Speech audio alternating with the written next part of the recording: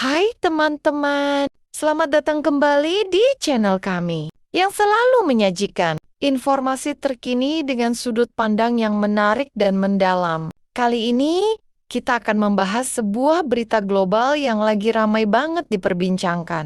Yap, kalian pasti udah dengar soal pernyataan kontroversial Presiden Amerika Serikat, Donald Trump, yang katanya ingin mengambil alih jalur Gaza. Aku tahu berita ini pasti bikin banyak dari kalian terkejut, bingung, atau bahkan marah. Karena ini bukan isu biasa, tapi sesuatu yang menyangkut masa depan saudara-saudara kita di Gaza yang sudah bertahun-tahun hidup dalam penderitaan.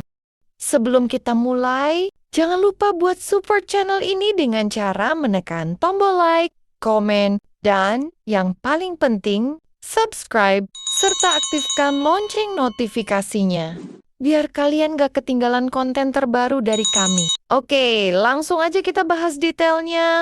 Baru-baru ini, dunia internasional dihebohkan dengan pernyataan yang keluar dari Donald Trump. Presiden Amerika Serikat yang emang sering bikin kontroversi dalam sebuah konferensi pers bareng Perdana Menteri Israel, Benjamin Netanyahu, Trump melontarkan ide besar yang langsung bikin geger banyak pihak. Dia bilang bahwa Amerika Serikat harus mengambil alih jalur Gaza dan menjadikannya sebagai destinasi wisata kelas dunia yang dia sebut sebagai Riviera Timur Tengah. The U.S. will take over the Gaza Strip, and we will do a job with it too. We'll own it and be responsible for dismantling all of the dangerous unexploded bombs and other weapons on the site, level the site and get rid of the destroyed buildings, level it out, create an economic development that will supply unlimited numbers of jobs and housing for the people of the area. Do a real job. Do something different. Just can't go back. If you go back, it's going to end up the same way it has for 100 years. Kedengarannya mungkin absurd, tapi dia benar-benar serius dengan rencana ini. Bahkan dia menyebut bahwa sebagian besar penduduk Palestina di Gaza harus direlokasi sementara ke negara-negara tetangga seperti Mesir dan Yordania. Menurut Trump, Gaza punya potensi geografis yang luar biasa. Gaza itu punya pantai yang indah banget. Sayang kalau cuma jadi zona perang terus-menerus. Kami ingin membangun ulang Gaza, membersihkan kehancuran, dan menjadikannya pusat pariwisata yang dapat membanggakan dunia, kata Trump dengan penuh percaya diri.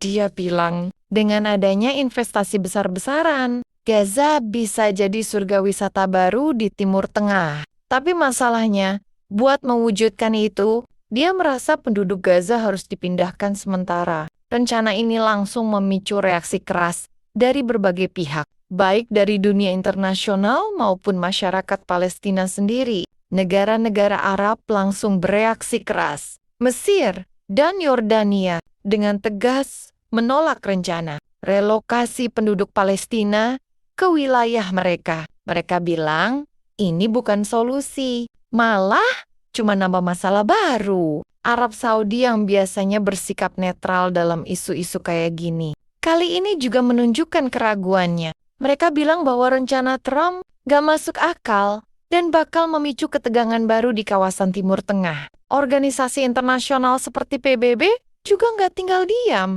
Komisaris Tinggi PBB untuk Hak Asasi Manusia menegaskan bahwa pemindahan paksa penduduk dari wilayah pendudukan itu melanggar hukum internasional.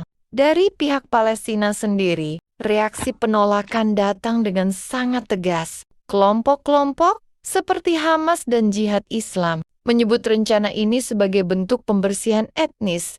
Secara terang-terangan, mereka menegaskan bahwa rakyat Palestina gak akan pernah ninggalin tanah air mereka, meskipun harus menghadapi tekanan dan ancaman sebesar apapun. Banyak warga Gaza yang diwawancarai media internasional juga menyampaikan hal yang sama. Mereka bilang bahwa Gaza adalah rumah mereka dan mereka nggak akan pergi kemana-mana. Banyak pihak mempertanyakan kelayakan rencana Trump ini, baik dari segi logistik maupun implikasi hukum internasional. Menurut para ahli, Pemindahan paksa penduduk itu bisa dianggap sebagai kejahatan perang dan melanggar Konvensi Jenewa yang mengatur perlindungan warga sipil dalam konflik bersenjata. Selain itu, rencana ini juga dianggap nggak realistis secara logistik.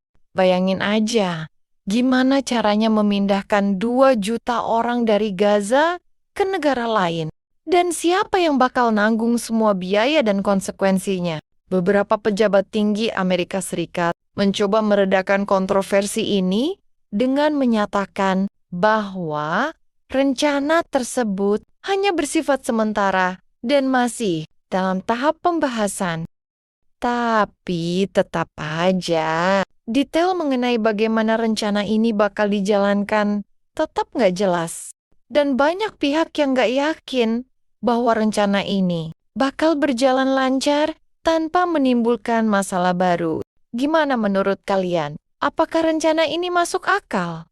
Atau justru bakal jadi bencana baru di kawasan Timur Tengah? Tulis pendapat kalian di kolom komentar ya. Aku pengen banget dengar pandangan kalian soal ini. Jangan lupa juga buat like video ini, share ke teman-teman kalian, dan pastinya subscribe channel ini biar kita bisa terus diskusi soal isu-isu penting kayak gini. Teman-teman yang dirahmati Allah, sebelum video ini aku tutup, aku pengen ngajak kalian buat sama-sama berdoa. Karena di tengah semua kontroversi dan kekacauan ini, kita nggak boleh lupa untuk memohon pertolongan Allah Subhanahu wa Ta'ala. Ya Allah, Tuhan yang Maha Kuasa, kami memohon perlindungan dan pertolongan-Mu untuk saudara-saudara kami di Gaza. Lindungilah mereka dari segala bentuk kezaliman dan ketidakadilan. Kuatkanlah hati mereka. Berikanlah kesabaran dan keteguhan iman kepada mereka yang tengah berjuang, mempertahankan hak-haknya. Ya Allah, bukakanlah pintu hati para pemimpin dunia, agar mereka bisa mengambil keputusan yang adil dan bijaksana. Jangan biarkan saudara-saudara kami terus menderita tanpa harapan. Satukanlah hati umat Islam di seluruh dunia agar selalu peduli dan bersatu dalam doa dan aksi nyata untuk saudara-saudara kami di Gaza. Kami tahu bahwa kemenangan dan keadilan hanya ada di tangan-Mu ya Allah. Maka kami berserah diri sepenuhnya kepadamu. Berikanlah jalan terbaik bagi Gaza dan seluruh rakyat Palestina. Amin ya Rabbal Alamin. Terima kasih udah nonton sampai akhir. Sampai jumpa di konten berikutnya. Tetap peduli, tetap berdoa, dan stay hopeful. Assalamualaikum warahmatullahi wabarakatuh.